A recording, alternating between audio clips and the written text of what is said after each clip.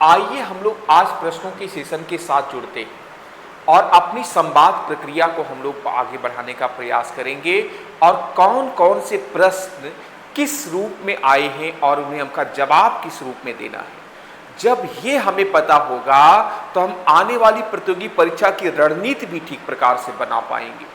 अगर हम रणनीतिक तौर पर इस परीक्षा को पास करना चाहते हैं तो कम से कम हमें यह पता होना चाहिए कि बीपीएससी ने जीएस के प्रश्न में ज्योग्राफी से कैसे प्रश्न हमसे पूछने की अपेक्षा रखता है और कैसे प्रश्न विगत परीक्षाओं में पूछे जा चुके हैं। तो बीपीएससी ने जो टियर 1 0.2 और 0.3 ऑर्गेनाइज किया था उसमें जो भी जीएस के तौर पर जियोग्राफी पोर्शन से प्रश्न उठाए गए हैं उसी को हम अपने संवाद प्रक्रिया में लेकर के उस पर हम लोग अपनी वार्ता को आगे बढ़ाएंगे, जिससे हम समझ सकें कि किस प्रकार से प्रश्न की मांग है बीपीएससी की, किस प्रकार से कॉन्सेप्चुअल प्रश्न वहां पर पूछे जा रहे हैं जीएस के तौर पर। उसी हिसाब से हमें अपनी तैयारी को क्या करना है, एक सिला देना है, एक आधार देना है, जिससे हमारे लिए वो प्रतियोगी परीक्षा आसान बने। तो ऐसे में हम लोग यहाँ पर देखते हैं कि भारत की 1992 की राष्ट्रीय नीति जब हम लोग देखें तो यहाँ निम्नलिखित यहाँ पर दिया गया है, निम्नलिखित में से हमें इसका जवाब देना है, निम्नलिखित में से कौन सा कथन सही है। सन 2011 की जनगणना के अनुसार सिक्किम की जनसंख्या 6 लाख है। ये कथन हमारा बिल्कुल क्या है, करेक्ट है। ये कथन हमारा यहाँ पर क्या हो गया, सही कथन हो गया। क्षेत्रफल की दृष्टि से उत्तर प्रदेश भारत का सबसे बड़ा राज्य है, ये कथन हमारा क्या हो गया, रॉन्ग हो गया। क्षेत्रफल के दृष्टिकोण से अगर हम देखें तो सबसे बड़ा राज्य हमारा कौन है, तो राजस्थान राज्य है जो सबसे बड़ा राज्य है, ना कि उत्तर प्रदेश। इस कारण से ये हमारा प्रश्न क्या हो गया, गलत हो गया ये कथन। भारत का क्षेत्रफल विश्व के क्षेत्रफल का 2.6% है, ये कथन बिल्कुल सही है। आप सभी लोग को पहले से ही जानकारी है भारत का संपूर्ण विश्व के क्षेत्रफल का 2.6% क्षेत्रफल है भारत के पास, और जनसंख्या का 17.5% जनसंख्या भारत में निवास करती है। तो एक बड़ी जनसंख्या भारत में निवास करती है और क्षेत्रफल मात्र 2.6% है। इस कारण से हमारे सामने जनसंख्या विस्फोट की अवस्था उत्पन्न हो गई। यही हमारे पास क्षेत्रफल होता तो ज्यादा दिक्कतें नहीं आती। जनघनत्व तो हमारे यहाँ ज्यादा है, कई राज्यों में तो जनसंख्या विस्फोट की अवस्था आ गई है। अगर हम इस जनसंख्या का जो संपूर्ण विश्व का 17.5% है, इसका कुशलतम उपयोग करने का प्रयास करें तो ये हमारे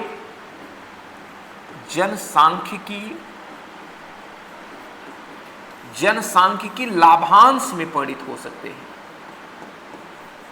जनसांख्यिकी लाभांश में परिणत हो सकते हैं।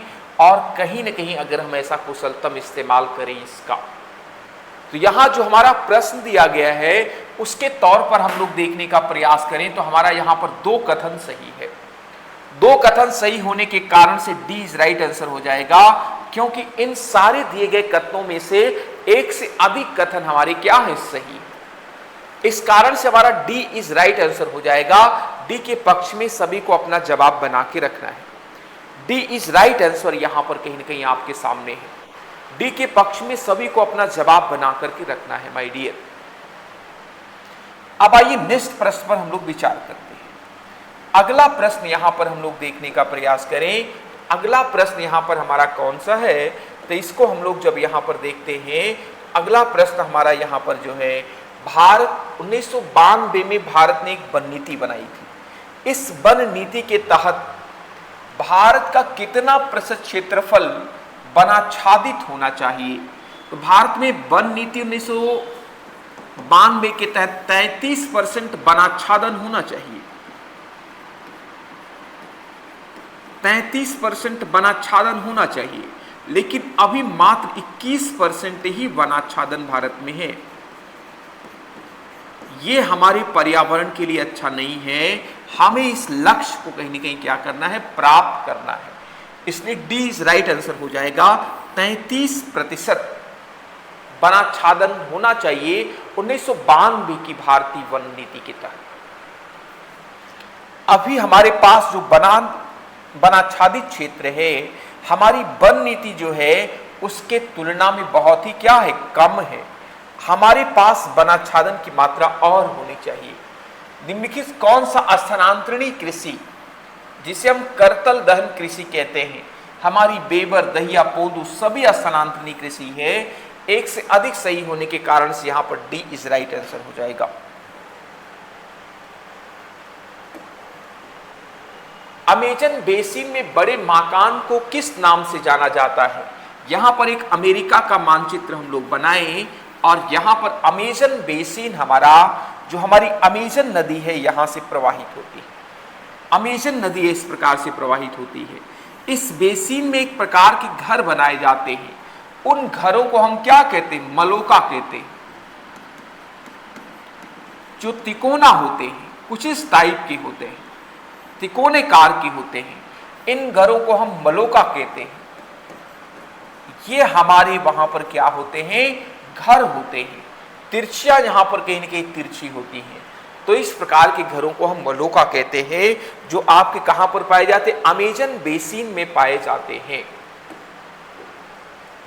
ऐतिहासिक दक्षिणापथ नामक क्षेत्र का विस्तार कहां है?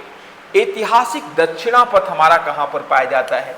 विकल्प ए में दिया गया है विंध्याचल पर्वत श्रेणी से कृष्णा नदी के मध्य, विंध्याचल पर्वत श्रेणी से कावेरी नदी के मध्य, सतपुड़ा श्रेणी से लेकर के नीलगिरी के मध्य, उपयुक्त में से एक से अधिक, उपयुक्त में से कोई नहीं। तो हमारा जो ऐतिहासिक दक्षिणापथ क्षेत्र है, दक्षिणापथ जो हमारा क्षेत्र है, ये हमारा दक्षिणापथ क्षेत्र का जो एरिया है माय डियर, वो हमारा कहां से शुरू होता है? यहां पर हमारी विंध्याचल की पहाड़ियां हैं और यहां पर हमारी कृष्णा नदी है। कौन सी नदी है? कृष्णा नदी है। इस पूरे के पूरे एरिया को, इस पूरे के पूरे क्षेत्रफल को हम लोग क्या कहते हैं? इस पूरे के पूरे क्षेत्रफल को हम लोग कहते हैं दक्षिणापथ के नाम से जानते हैं। किसके नाम से जानते हैं? दक्षिणापथ के नाम से जानते हैं। इसमें कौन कौन से राज्य आते हैं? तो ऐसा हम लोग देखें तो इसके नीचे के जितने राज्य हैं सब इसके अंतर्गत आते हैं। यहां पर ए इज राइट आंसर हो जाएगा। ए के पक्ष में सभी को अपना जवाब बना के रखना है।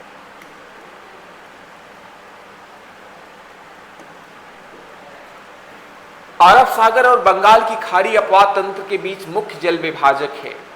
अरब सागर दिल्ली रिज है, मालवा का पठार है, या हमारा बुंदेलखंड है। दिल्ली रिज है, अरावली है, पर्वत श्रेणी है, सह्याद्री है, अमरकंटक की पहाड़ियां हैं। दिल्ली रिज है, मालवा का पठार है, छोटा नागपुर का पठार है। हमारा बी इस राइट आंसर हो जाएगा। यहाँ पर हमारा जो अरब सागर और बंगाल की खाड़ी में जल विभाजक का काम करता है। यहाँ पर हम लोग देखें, ये हमारी बंगाल की खाड़ी है, ये हमारा अरब सागर है। यहाँ से आप देखें तो दिल्ली रिज भी हमारा जल विभाजक का काम करता है। अरावली श्रेणी में इधर से निकलने वाली नदियां यहाँ पर और इधर से निकलने वाली नदी सब बंगाल खाड़ी में जाती है। और फिर हमारी सह्याद्री पर्वत श्रेणी आप देखें, इधर निकलने वाली नदियां इस प्रकार से और इधर से निकलने वाली नदियां बंगाल की खाड़ी में, उधर अरब सागर। और फिर यहाँ पर हम लोग देखें अमरकंटक श्रेणी पर, यहाँ से निकलने वाली नदियां बंगाल की खाड़ी की तरफ जाती हैं, इधर निकलने वाली नदियां सब कहाँ जाती हैं? अरब सागर में जाती हैं। तो इस प्रकार से ये हमारे बंगाल की खाड़ी और अरब सागर में जल विभाजक का काम करती हैं। कौन? दिल्ली रिज करता है, अरावली पर्वत श्रेणी करती है, सह्याद्री करती है, अमरकंटक की पहाड़ियां करती हैं। ये जल विभाजक का काम करती हैं। तो इस प्रकार से ये जवाब कहीं न कहीं सभी को ध्यान में रखना है। अगला प्रश्न आपकी स्क्रीन पर है। शीतकाल में उत्तर पश्चिम भारत में सक्रिय रहने वाली पश्चिमी विक्षोभ की उत्पत्ति स्थल कहाँ है? जो हमारा पश्चिमी विक्षोभ आता है, जो हमारा पश्चिम का विक्षोभ आता है, पश्चिमी विक्षोभ जिसे हम कहते हैं, इस पश्चिमी विक्षोभ का संबंध, इस पश्चिमी विक्षोभ का संबंध कहीं न कहीं हमारा कहां से होता है? अंतरराष्ट्रीय परिघटना से होता है। ये हमारी पश्चिमी विक्षोभ का जो जन्म होता है वो भूमध्य सागर से होता है। कहां से होता है? भूमध्य सागर से हमारी पश्चिमी विक्षोभ का जन्म होता है। यहां पर कहीं न कहीं पश्चिमी एशिया का छोर है वो और भूमध्य सागर का एरिया है, वहीं से हमारी पश्चिमी विक्षोभ का जन्म होता है। और ये पश्चिमी विक्षोभ भारत की जाड़े में वर्षा, भारत में शीत ऋतु में वर्षा के लिए उत्तरदायी है। शीत ऋतु में वर्षा के लिए उत्तरदायी है, वर्षा के लिए उत्तरदायी है। शीत ऋतु में वर्षा के लिए उत्तरदायी होता है। तो इस प्रकार से ये बात सभी को ध्यान में रखना है। अगला प्रश्न है, जीटी त्रिवार्था के अनुसार भारत में एएम प्रकार की जलवायु है। मेघालय के पठार, पश्चिमी घाट, कोरोमंडल तट। एएम प्रकार की जलवायु हमारी कहां की कहलाती है? पश्चिमी घाट की पठार। पश्चिमी घाट की जो हमारी जलवायु है तो हमारी जीटी त्रिवार्था के अनुसार क्या कहलाती है? एएम प्रकार की जलवायु कहलाती है।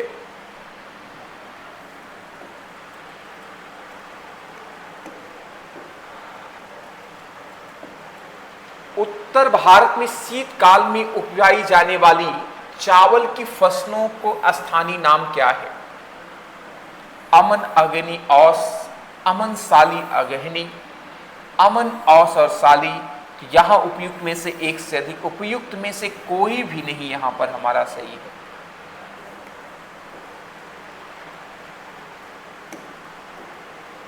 निम्नलिखित में से कौन सी मध्यवर्ती गंगा के मैदानी कृषि जलवायु प्रदेश की विशेषता है? मध्यवर्ती गंगा के मैदानी कृषि जलवायु की विशेषता क्या है? गंगा और उसकी सहायक नदियों के अपवाद क्षेत्र में स्थित है। गंगा और उसकी सहायक नदियों के अपवाद क्षेत्र में स्थित है। इसका 2 से अधिक राज्यों में विस्तार है।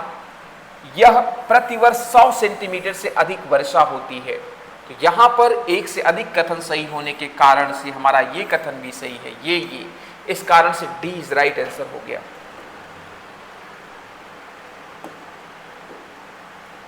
सर्वाधिक जैव विविधता पाई जाती है। सर्वाधिक जैव विविधता कहां पर पाई जाती है? इस प्रश्न का जवाब देना है। सर्वाधिक जैव विविधता की जब हम बात करते हैं तो यहां पर दिया गया उष्णकटिबंधीय वन। हमारे उष्णकटिबंधीय जो वन होते हैं वो ज्यादातर विषुवत रेखा वाले क्षेत्रफल में पाए जाते हैं। उष्णकटिबंधीय वन, ये वन कहीं ना कहीं हम लोग देखें यहां पर प्रतिदिन सायं 4 बजे वर्षा होती है। शाम 4 बजे यहां पर प्रतिदिन वर्षा होती है। प्रतिदिन वर्षा होने के कारण यहां पर जैव विविधता क्या पाई जाएगी? जैव विविधता अधिक पाई जाती है।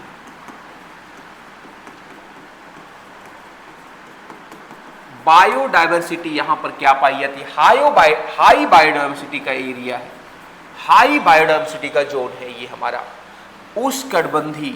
और जैसे जैसे आप यहां पर जाएंगे या आप इस वाले क्षेत्र में टुंड्रा टैगा वाले क्षेत्र में जाएंगे या हमारे पर्वतों पर जो शंकुधारी बन पाए जाते हैं वहां पर हमारी जैव विविधता निरंतर रूप से क्या हो जाएगी? कम हो जाती है। तो इस कारण से हाई जैव विविधता का जो हमारा जोन है वो हमारा कौन है? उष्णकटिबंधीय वर्षा के वन है।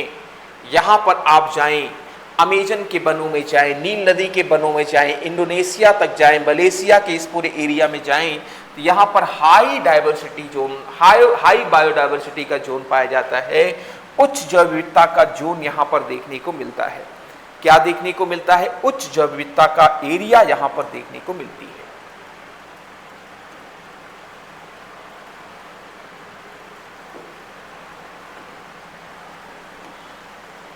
निम्नलिखित में से कौन एटाल या वलयाकार प्रवाल भित्ति है? अंडमान निकोबार द्वीप समूह ये हमारी प्रवाल भित्ति नहीं है, ये हमारी विस्तारित हिमालय का भाग है अंडमान निकोबार। फुनाफुटी मॉरिशस एक द्वीप है, यहां पर हमारा फुनाफुटी, कौन? फुनाफुटी एक प्रवाल भित्ति है, एक एटॉल है। आपका लक्षद्वीप समूह, लक्षद्वीप समूह, मिनिकॉय द्वीप समूह, मिनिकॉय द्वीप समूह, ये सभी कहीं न कहीं हमारे किसके उदाहरण है? एटॉल के उदाहरण हैं।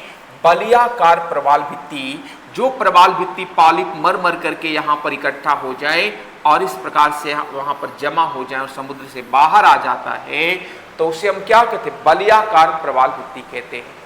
प्रवाल भित्तियों के 3 प्रकार होते हैं: तटीय प्रवाल भित्ति, अवरोधक प्रवाल भित्ति और एटॉल। तो यहां पर हम लोग देखें, प्रवाल भित्तियों के 3 प्रकार होते हैं। एक होते तटीय प्रवाल भित्ति और दूसरे होते हैं अवरोधक प्रवाल भित्ति।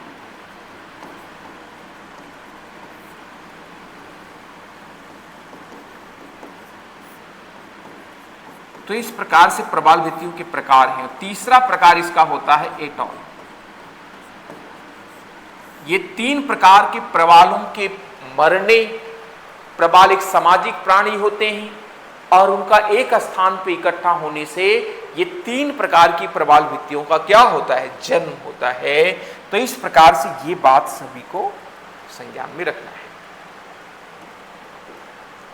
अब हम यहां पर इस विषय पर वार्ता को आगे बढ़ाते हैं। बरमूडा त्रिकोण कहां पर स्थित है? हमारा बरमूडा त्रिकोण कहां पर स्थित है? तो एक चित्र के माध्यम से इसको समझें। ये हमारा अटलांटिक महासागर है। अटलांटिक महासागर में भी ये हमारा उत्तरी अटलांटिक महासागर है। उत्तरी अटलांटिक महासागर है। इसी उत्तरी अटलांटिक महासागर के इस एरिया में जब आप आएंगे तो यहां पर एक त्रिकोण रूपी संरचना पाई जाती है, जिसे हम लोग बरमूडा त्रिकोण कहते हैं। तो यहां पर हम लोग देखें, हमारा बरमूडा त्रिकोण कहां पर है? उत्तरी प्रशांत में तो बिल्कुल नहीं। अटलांटिक महासागर, दक्षिणी प्रशांत, उत्तरी अटलांटिक महासागर में है। डबल टिक यहां पर देखिए, ये हमारा कौन सा है? उत्तरी अटलांटिक महासागर है। तो हमारा बरमूडा ट्रायंगल जो है वो कहां पर पाया जाता है? उत्तरी अटलांटिक महासागर में पाया जाता है।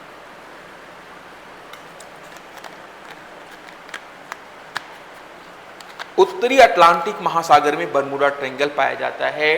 तो इस बात को लेकर के बिल्कुल क्लियर है।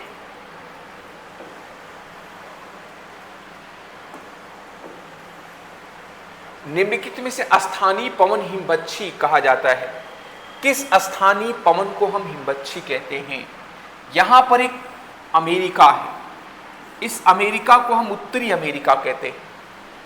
यहां पर हमारा एक पर्वत है। इस पर्वत को हम रॉकी पर्वत कहते हैं। रॉकी पर्वत से यहां पर उतर करके एक पवन चलती है जिसका नाम है चिनूक।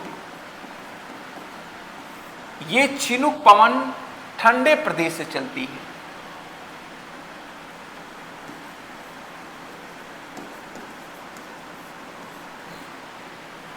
और ये हमारी गर्म पवन है और ये हमारे राकीस पर्वत के इस एरिया में जमी हुई हिम को पिघला देती है। इसीलिए इस चिनूक पवन को हम क्या कहते हैं? हिमबच्छी पवन कहते हैं। ये हमारी कैसी पवन है? गर्म पवन है। हमारी इस अमेरिका के इस मैदानी एरिया में, अमेरिकी मैदान में जमा हुआ बर्फ को पिघलाने का काम करती है।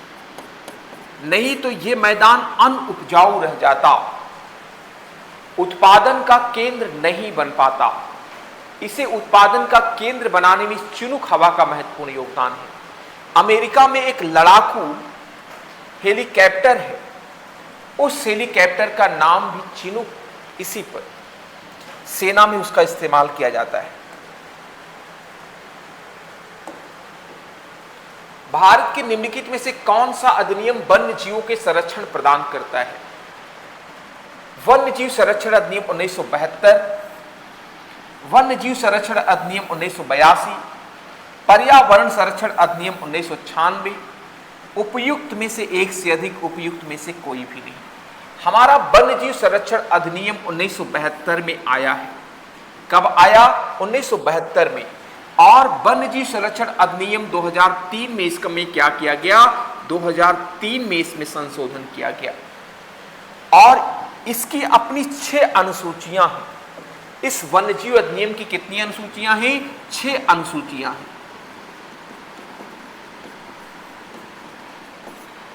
और इन अनुसूचियों में हमें कैसे अपने पर्यावरण को संरक्षित करना है, संबंधित करना है, संवर्धित करना है, संरक्षित करना है, इसके विषय में नियम उपनियम कानून दिए गए हैं और फिर उसके लिए दंड का प्राविधान, इस नियम का उल्लंघन करने के लिए वहीं पर दंड का प्राविधान भी किया गया है।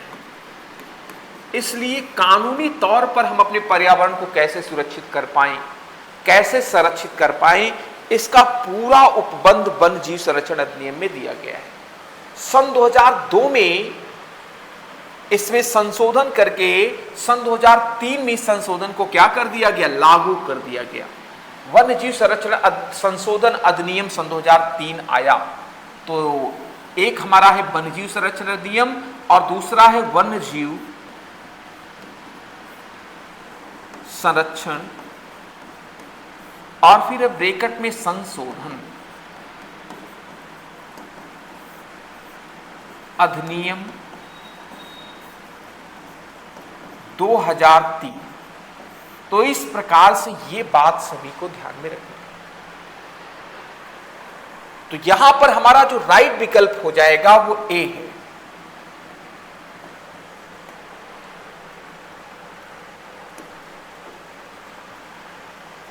The roots of the ancient India के लेखक कौन है? प्राचीन भारत की जड़ें, इसके लेखक कौन है? डी.के. चक्रवर्ती जी हैं या फिर यहां पर डी.पी. अग्रवाल हैं या W.A.F. सर्विस है। W.A.F. Service the roots of ancient India के क्या है, लेखक है?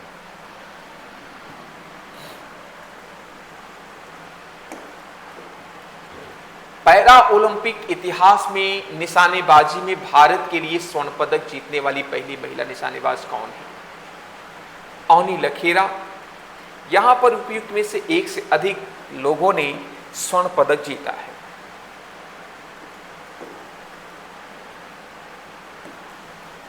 भाखड़ा नांगल बांध किस नदी पर स्थित है? रावी नदी पर, सतलज नदी पर, गंडक नदी पर? उपयुक्त में से कोई नहीं। तो अपना जो भाखड़ा नांगल बांध है, ये भाखड़ा नांगल बांध यहां पर एक नदी है, इस प्रकार से ऐसा हिमालय बना ली। यहां पर एक नदी निकलती है कैलाश मानसरोवर से, जिसे हम सतलज नदी कहते हैं और सिपकेला दर्रे से भारत में प्रवेश करती है। सतलज नदी है। इसी सतलज नदी पर दो बांध हैं। एक बांध का नाम है भाखड़ा और दूसरे का नाम है नांगल। यह बांध 1962 में बनाना, इसमें काम शुरू हुआ था और 1964 में ये बांध देश को क्या हो गए, समर्पित हो गए। ये भाखड़ा नांगल बांध किस नदी पर है? सतलज नदी पर है। और फिर ये बांध जो हमारा है, हिमाचल प्रदेश का एक जिला है। हिमाचल प्रदेश के बिलासपुर जिले में स्थित है। बिलासपुर जिले में स्थित है। बिलासपुर जिले में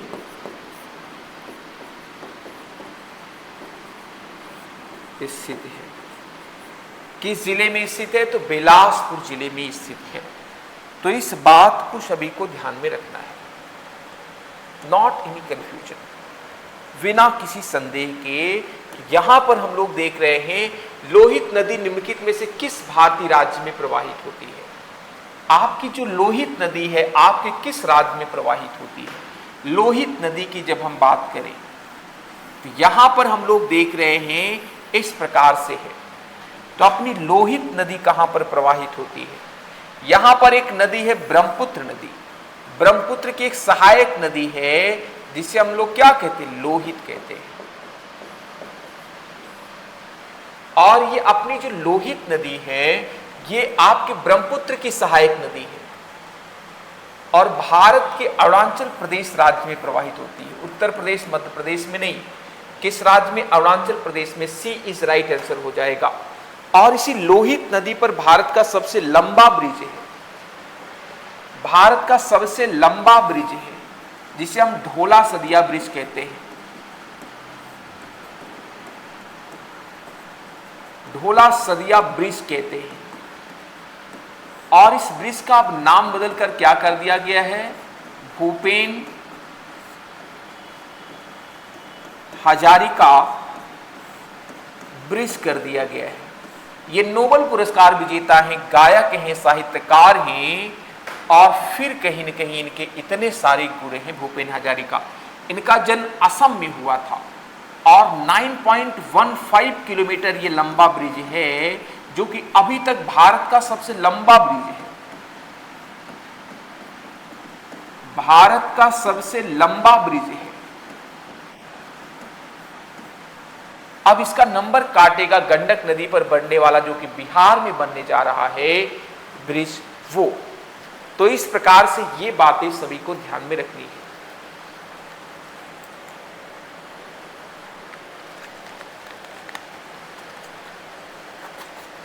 लोहित नदी को खूनी नदी के नाम से भी जाना जाता है। इसे हम एक अन्य नाम से भी जानते हैं। वो नाम कहीं न कहीं क्या है? खूनी नदी। क्योंकि इसकी रेत जो है वो कहीं न कहीं क्या होती? लाल होती है। तो ऐसा लगता है कि इसका पानी क्या है? लाल है। इसलिए लोहित नदी को हम खूनी नदी के नाम से भी जानते हैं।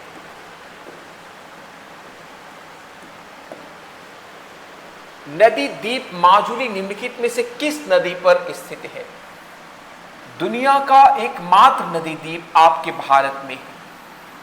वो कहां पर है? तो आपके अरुणाचल प्रदेश एक नदी है आपके यहाँ, चेमा युंगडुंग ग्लेशियर से निकलती है। इस नदी को हम ब्रह्मपुत्र नदी कहते हैं। ब्रह्मपुत्र नदी में एक द्वीप है असम में, जिसको हम माजुली नदी द्वीप कहते हैं। माजुली नदी द्वीप कहते हैं। इस द्वीप को हम माजुली नदी द्वीप कहते हैं। क्या कहते हैं? माजुली नदी द्वीप कहते हैं।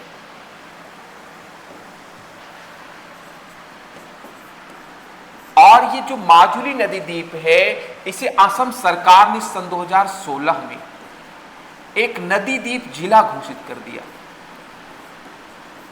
नदी द्वीप जिला घोषित कर दिया गया है इसको। और ये माजुली नदी द्वीप आपके किस नदी में है? ब्रह्मपुत्र नदी पर है। तो यहां पर इस बात को ध्यान में रखना है। यहां पर बहुत सारे लोग भी रहते हैं इस माजुली नदी द्वीप पर। तो ये अपने आप में एक जियोग्राफिकल सिचुएशंस को लिए हुए है। और इसकी महत्व को देखते हुए इसे नदी द्वीप जिला घोषित कर दिया असम सरकार ने। असम सरकार ने ऐसा किया। तो इस प्रकार से हम लोग यहां पर देखते हैं, ये माजुली एकमात्र नदी द्वीप जिला है, जो कि कहां है? असम में है। और किस नदी पर है? तो ब्रह्मपुत्र नदी पर है। अपनी ब्रह्मपुत्र नदी को ध्यान में रखना है। ब्रह्मपुत्र नदी चेमा युंगडुंग ग्लेशियर से निकलती है।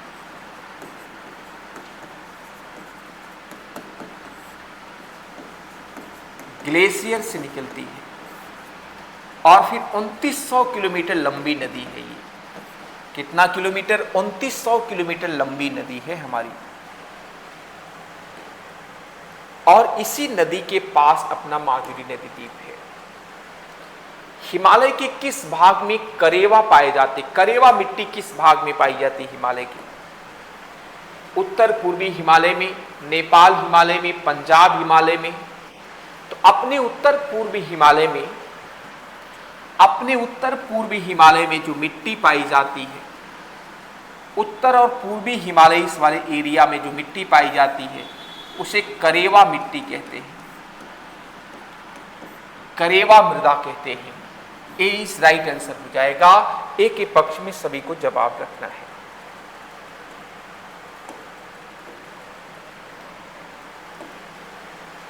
जुलाई सन 2024 में किस देश में भारत ने पहले विदेशी जन औषधि केंद्र का उद्घाटन किया? श्रीलंका ने, सिंगापुर ने, मॉरिशस ने। तो मॉरिशस ने ऐसा किया है।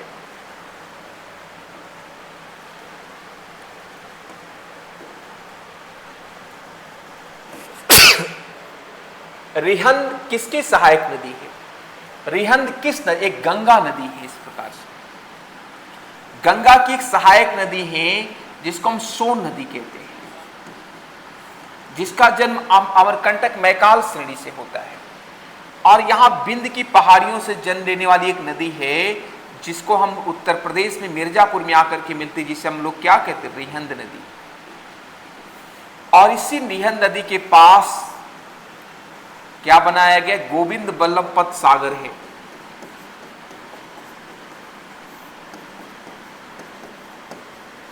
बल्लभ पंत सागर झील है जो कि संपूर्ण भारत की कहां पर है? यूपी में, जो कि संपूर्ण भारत की सबसे बड़ी कृत्रिम झील है। ये इसी रिहंद नदी पर है। भारत की सबसे बड़ी कैसी झील है? कृत्रिम झील का उदाहरण है ये। और रिहंद नदी हमारी किसकी सहायक नदी है? सोन की सहायक नदी है। सोन नदी का जन्म मध्य प्रदेश की मैकाल श्रेणी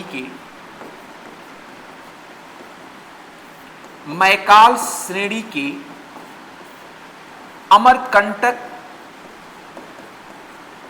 अमरकंटक नामक स्थान से होता है। तो इस प्रकार से इस प्रश्न का जवाब ऐसा ध्यान में रखना है।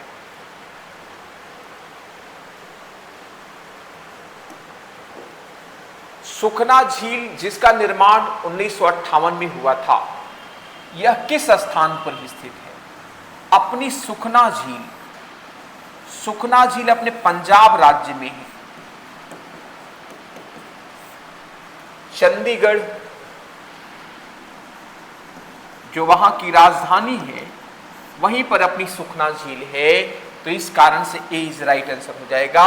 ए के पक्ष में सभी को जवाब रखना है। अब यहां पर एक प्रश्न है, बिहार के किस जिले में गंगा नदी सबसे लंबी है? बिहार के किस जिले में इस गंगा नदी सबसे लंबी है? सबसे पहले तो ये इंफॉर्मेशन रखना चाहिए, गंगा नदी 5 राज्यों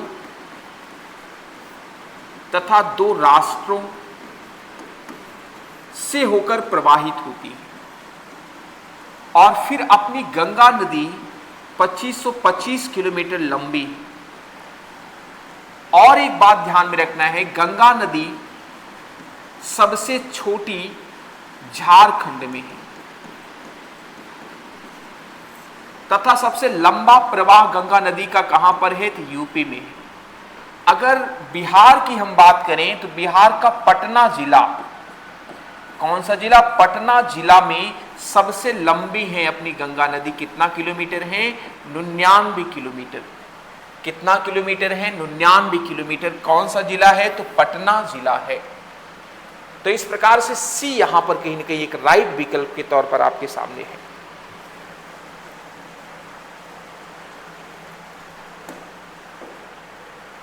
ब्राजील में कहवा का सबसे बड़े बड़े बागानों को कहा जाता है।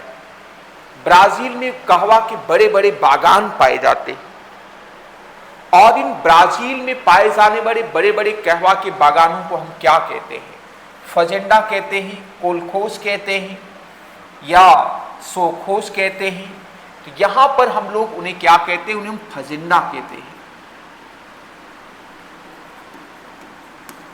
उन बागानों को हम क्या कहते हैं? फजेंडा कहते हैं।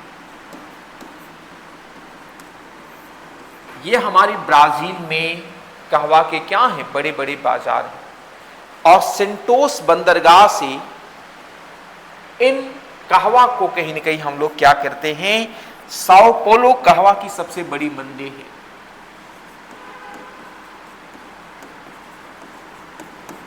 कहवा की सबसे बड़ी मंडी है।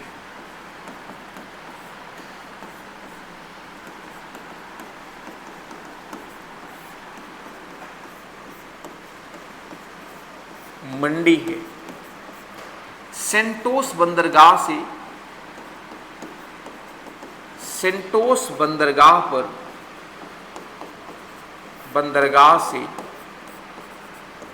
इसका अंतरराष्ट्रीय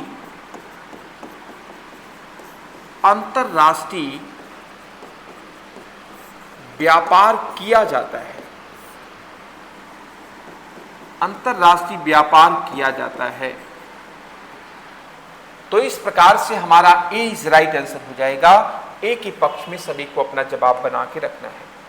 ए यहां पर एक आपका राइट विकल्प के तौर पर सामने आ रहा है।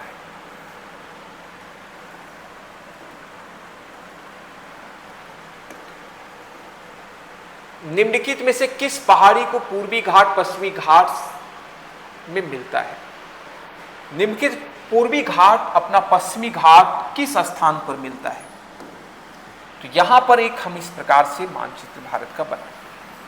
तो यहां पर अपनी ये पहाड़ी है नीलगिरी की पहाड़ी, इधर से अपनी पहाड़ियां हैं, यही नीलगिरी के पास आकर के ये क्या होती है? मिलती है। इन्हें हम कहते हैं पूर्वी घाट की पहाड़ियां।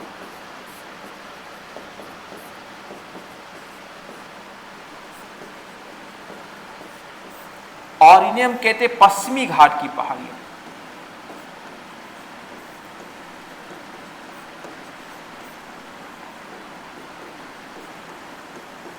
और ये दोनों पहाड़ियां कहां पर आकर के मिलती हैं?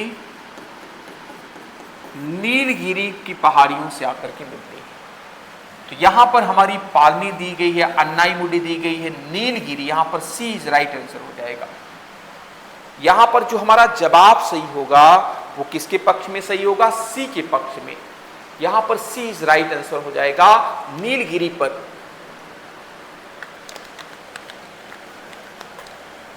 हमारी दोनों पहाड़ियां आकर के मिलती हैं, चाहे आपकी पश्चिमी घाट की पहाड़ियां हो या चाहे आपकी पूर्वी घाट की पहाड़ियां हो। ये दोनों पहाड़ियां आपकी नीलगिरी के पास आकर के मिलती हैं। कई बार ये प्रश्न पूछा गया है। ये पहाड़ियां हमारी पश्चिमी घाट की हैं और ये पहाड़ियों का स्वरूप हमारे कहां पर है? पूर्वी घाट। और ये दोनों आकर के कहां पर मिलती हैं? नीलगिरी में आकर के मिल जाती हैं। तो ऐसा जवाब बना के सभी को रखना। ब्रह्मपुत्र नदी भारत में प्रवेश करते समय किस स्थान से यू टर्न लेती है? ब्रह्मपुत्र नदी का उद्गम आइए हम लोग देखते हैं। ब्रह्मपुत्र नदी का जो हमारा उद्गम है वो चेमायुंगडुंग ग्लेशियर से होता है। इस प्रकार से भारत का मानचित्र बनाते हैं। यहां चेमायुंगडुंग ग्लेशियर से हमारी ब्रह्मपुत्र नदी जन्म ली। तिब्बत में इस नदी को सांगपो नदी कहते हैं। और सांगपो नदी यहां एक हमारा गार्ज है जिसे हम दिहांग गार्ज कहते हैं। दिहांग गार्ज कहते हैं। और इस नदी को सांगपो नदी के नाम से जाना जाता है। तिब्बत में सांगपो नदी के नाम से जाना जाता है। यह नदी दिहांग गार्ज से जब टकराती है, ये दिहांग गार्ज हमारा कहां है? ये नामचा बरवा की पहाड़ियां हैं। नामचा बरवा की पहाड़ियां हैं, वहीं पर हमारा एक गार्ज है जिसे हम दिहांग गार्ज कहते हैं। वहीं से टकरा करके ये पहाड़ी, ये टकरा करके वहीं से यू टर्न लेती है। नहीं तो ये नदी जा रही थी म्यांमार में सीधा। अगर यही गार्ज नामचा बरवा की पहाड़ियां नहीं होती और वहां पर दिहांग गार्ज नहीं होता तो ये नदी हमारी चली जाती कहां पर? ये नदी म्यांमार में चली जाती। और ब्रह्मपुत्र नदी का जो असम का मैदान है, इससे हम लोग क्या रह जाते? वंचित रह जाते। असम के मैदान से हम लोग वंचित रह जाते। तो हमारा पूर्वोत्तर राज्य जो आज उत्पादन करता है खाद्यान्न का, उससे भी वंचित रह जाता, क्योंकि नदी घाटियां हमारी जलोढ़ मैदान का निर्माण करती हैं और ये मैदान हमारे लिए बहुत उपजाऊ होते हैं। तो हम एक समृद्धशाली उपजाऊ मैदान से वंचित रह जाते, ये हमारे लिए सुखद कदापि नहीं होता। तो हमारी नामचा बरवा की पहाड़ियां यहां पर क्या करती थी? इससे टकरा करके नदी भारत में प्रवेश करती है और फिर भारत को क्या बनाती है? उपजाऊ बनाने का काम करती है। तो इसमें हमारा विकल्प क्या हो जाएगा? नामचा बरवा की पहाड़ियां। यहीं से हमारी नदी यू टर्न लेती है और जो नदी उत्तर से पश्चिम से पूर्व की दिशा में बह रही थी, पश्चिम से पूर्व की दिशा में बह रही थी, पश्चिम से पूर्व दिशा में बह रही थी, वो कैसी बहने लगी? उत्तर से दक्षिण बहने लगी। उत्तर से दक्षिण बहने लगी, जैसा आप यहां पर देख रहे हैं, उत्तर की दक्षिण जा रही थी। कहां? और आ गई कहां पर, जा रही थी पश्चिम से पूर्व और सीधा यू टर्न लेकर के कहां बहने लगी, उत्तर से दक्षिण प्रवाहित होने लगी अपनी ब्रह्मपुत्र नदी।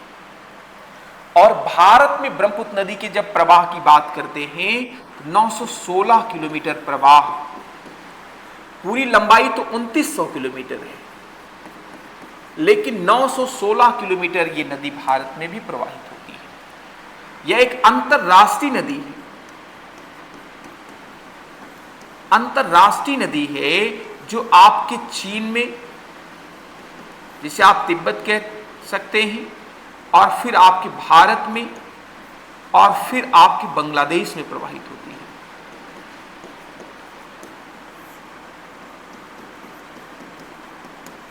तिब्बत, इस प्रकार से ये नदी हमारी कैसी होगी, अंतरराष्ट्रीय नदी होगी। और तिब्बत को 1969 में चाइना ने क्या कर लिया, अपने कब्जे में ले लिया था, इसको अपने में मिला लिया है। तो इस प्रकार से तिब्बत का आज के समय कोई स्वतंत्र अस्तित्व नहीं है, उस पर चीन पूरी तरीके से अपना क्या कर चुका है, आधिपत्य स्थापित कर लिया है। लूनी नदी की सहायक नदी जवाई पर स्थित जवाईबाद किस राज्य में स्थित है? एक नदी है लूनी नदी, जिसे हम अंतःवाही नदी के नाम से जानते हैं। इसे हम अंतःवाही नदी कहते हैं। ये अंतःवाही नदी अपनी है लूनी नदी, और इसकी एक सहायक नदी है जवाई नदी, और ये राजस्थान में बहती है जवाई नदी। और इसी पर कहीं ना कहीं जमाईबाद बनाया गया है, कहां पर, राजस्थान में। तो वी यहां पर कहीं ना कहीं राइट आंसर हो जाएगा। लूनी नदी को अंतःवाही नदी के नाम से जाना जाता है।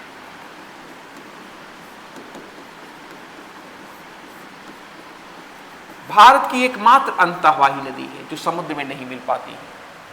लूनी नदी का ऊपरी जल क्षेत्र जो है वो कैसा है, मृदु है, और यहां का जो हमारा जल स्रोत है, निचला जो क्षेत्र है वो हमारा कैसा है, लवणीय है। MgCl, NaCl, CaCl, इस सब की मात्रा बहुत ज्यादा है, अर्थात लवणीयता इस क्षेत्र में बहुत ज्यादा है, नीचे वाले क्षेत्र में। तो सांबर झील भी यहीं पर पाई जाती है।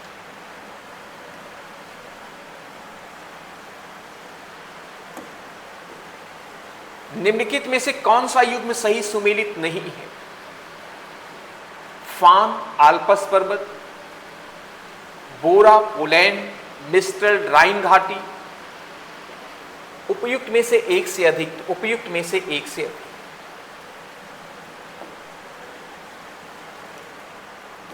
पृथ्वी की परिक्रमण धुरी सदा झुकी होती है।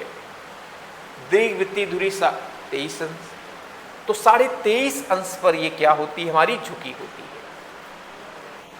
दीर्घवृत्तीय धुरी 23.5 अंश पर क्या होती है, झुकी होती है।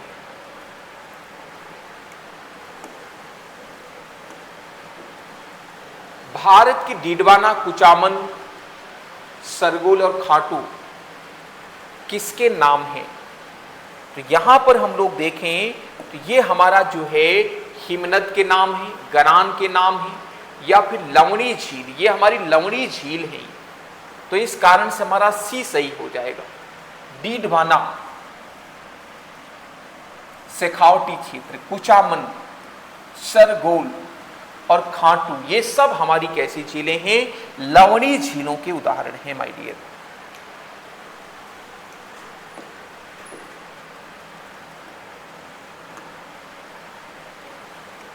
निम्नलिखित पहाड़ियों में पूर्वी घाट पश्चिमी घाट से मिलती है। कहां पर मिलती है? तो नीलगिरी। ये प्रश्न हो चुका है ना, नीलगिरी, इसको टिक कर लें। इस पर व्याख्या भी हो चुकी है। अब यहां पर एक प्रश्न है, ब्रह्मपुत्र नदी भारत में प्रवेश करते समय, यह भी हो चुका है प्रश्न।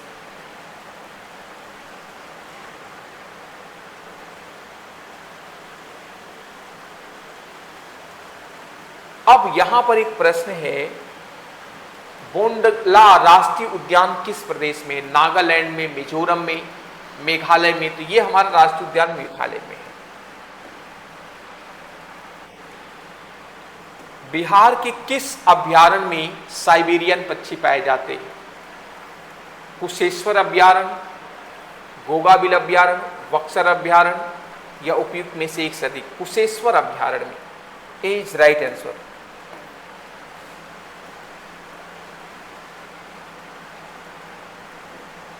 सैंडी स्टार में किस क्रिकेटर की आत्मकथा है?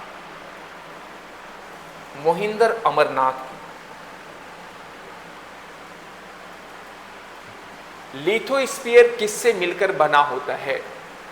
आपका जो लिथोस्फीयर है वो किससे मिलकर के बना होता है?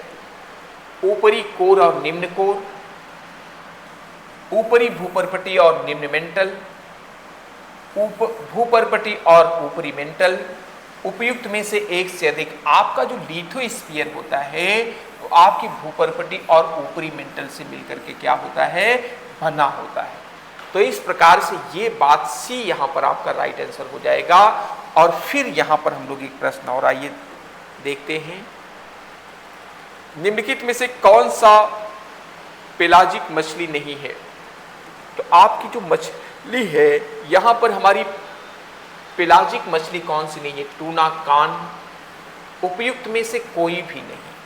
यहां पर इज राइट आंसर हो जाएगा। तो हम लोग यहां पर देखें तो यहां पर यह बात ध्यान में आती है। तो आज इतना ही करते हैं। आज हमने 70 प्रश्न को देखा। अब अगले प्रश्न हम लोग यहां पर आपको अगले प्रश्न के सेशन के साथ जुड़ेंगे और फिर हम लोग अपने संवाद को आगे बढ़ाने का काम करेंगे। माय डियर, सभी लोग विधिवत तरीके से अपनी तैयारी को बनाए रखें और फिर प्रश्नों को बार बार अध्ययन करने का प्रयास करें। इसी के साथ सभी विद्यार्थियों को बहुत शुभेच्छा।